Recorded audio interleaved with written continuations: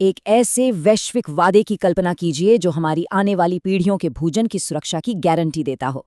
अब सोचिए कि उसी वादे को बचाने के लिए बुलाई गई एक बहुत जरूरी बैठक पूरी तरह से नाकाम हो जाए।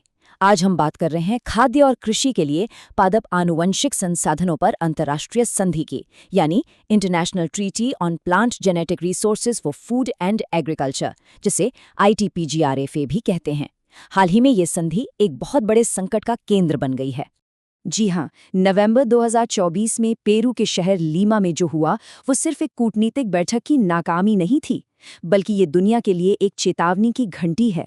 एक ऐसी बातचीत जो जलवायु परिवर्तन के इस मुश्किल दौर में हमारी खाद्य सुरक्षा की नींव को और मजबूत कर सकती थी, वो आपसी मतभेदों की वजह से टूटकर बिखर गई।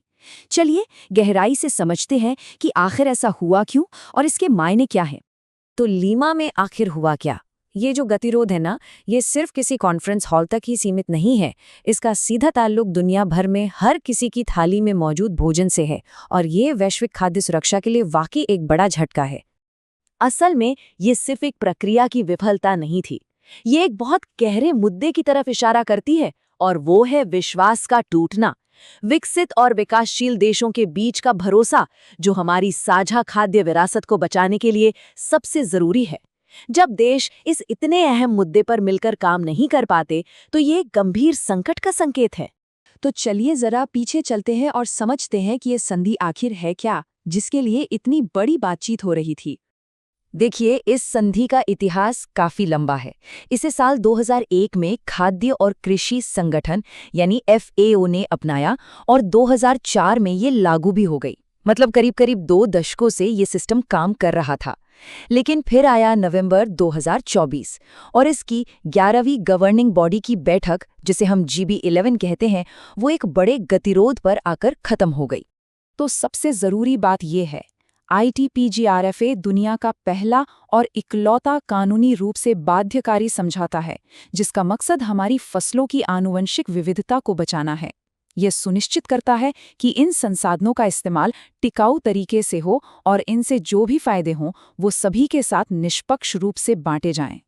और इसकी पहुंच कितनी बड़ी है, इसका अंदाजा आप इसी बात से लगा सकते हैं कि भारत और यूरोपीय संघ समेत 150 से ज्यादा देश इसके सदस्य हैं। मतलब ये कोई छोटा मोटा समझौता नहीं, बल्कि एक वैश्विक पहल है। अब इस पूरी संधि के केंद्र में समझिए इसका दिल एक बहुत ही कमाल का सिस्टम है, जिसे हम कहते हैं बहुपक्षीय प्रणाली या मल्टीलैटरल सिस्टम, शॉर्ट में MLS। इसको समझने का सबसे आसान तरीका है कि आप इसे एक ग्लोबल सीड लाइब्रेरी की तरह सोचें, जहां से कोई भी सदस्य देश बीज उधार ले सकता है। और इस लाइब्रेरी में कोई अनोखी या दुर्लभ चीजें नहीं हैं। अरे, ये तो हमारे खाने की बुनियाद है। इसमें गेहूं, चावल, मक्का जैसी 35 बड़ी खाद्य फसलें शामिल हैं, और साथ ही जानवरों के चारे के लिए 29 और फसलें भी। मतलब वो सब कुछ जिस पर हम रोजाना निर्भर करते हैं। ये सिस्टम कितना बड़ा और कितना जरूरी है, ये आंकड़ा आपको चौंका देगा। दुनिया में पौधों से मिलने वाले भोजन का लगभग 80% हिस्सा इसी सिस्टम के तहत आता है। जी हाँ, 80%। ये एक बहुत बहुत बड़ी बात है। तो चलिए अब वापस चलते हैं लीमा के उस तनाव भरे कमरे में, और समझते हैं कि आखिर वो कौन सी बातें थीं, वो कौन से मुद्दे थे जिन पर बात अटक गई। देखिए, मेज पर एक समझौता प्रस्ताव रखा गया था। ये एक तरह का कह सकते हैं कि बीच का रास्ता था।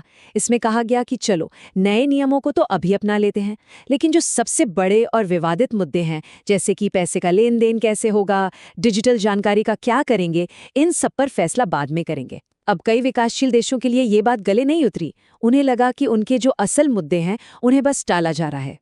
और यहीं पर हमें स्टैंडर्ड मटेरियल ट्रांसफर एग्रीमेंट यानी SMTA को समझना होगा। ये क्या है? ये असल में एक कानूनी कॉन्ट्रैक्ट है जो ये तय करता है कि बीजों का लेन देन कैसे होगा। ये पक्का करता है कि कोई इसका गलत इस्तेमाल ना करे, और अगर इससे कोई कंपनी पैसा कमाती है तो उस फायदे को ठीक से बांटा जाए। और इसी समझौते के नए नियमों को लेकर सबसे बड़ा झगड़ा था। अब बात करते हैं भारत की। इस पूरी कहानी में भारत कहाँ खड़ा था, उसका क्या रुख था, और अब इस संधि का भविष्य क्या है। भारत का रुख बहुत साफ और मजबूत था। भारत ने अपने संप्रभु अधिकारों और लाभों के सही बंटवारे पर जोर दिया। देखिए, भारत जैसे देश जहां से दुनिया की कई बड़ी फसलें निकली हैं, उनके लिए ये पक्का करना बहुत जरूरी है कि उनकी आनुवंशिक विरासत का फायदा सबको मिले। भारत को लगा कि जो ड्राफ्ट सामने रखा गया है वो पारदर्शी नहीं है और इसलिए उसने इसका विरोध किया। तो अब सवाल उठता है कि आगे क्या होगा। अच्छा, जो मुद्दे थे वो कहीं गए नहीं हैं, बस उन्हें अगली बड़ी बैठक, जिसे GB12 कहा जाएगा, तक के लिए टाल दिया गया है। उम्मीद तो यही है कि तब तक कोई हल निकलेगा, लेकिन एक अनिश्चितता तो बनी हुई है। और आखिर में ये पूरी घटना हमें एक बहुत बड़े और गहरे सवाल के साथ छोड़ जाती है। आज जब हम डिजिटल बायोलॉजी के युग में जी रहे हैं, जहां किसी भी पौधे के जेनेटिक कोड को पढ़ा और लिखा जा सकता है, तो सवाल ये उठता है कि हमारे भोजन के इस ब्लूप्रिंट का, इस नीली नक्शे का असली मालिक है कौन?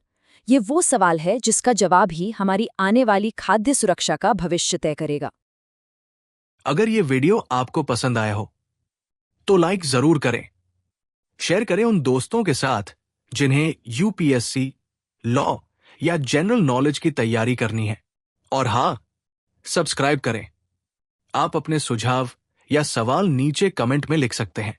यूपीएससी एंड कॉम्पिटिटिव एग्जाम की गाइडेंस या मेंटरशिप के लिए संपर्क करें। Our contact information is given in description. धन्यवाद। मैं हूं कृणाल ठाकुर।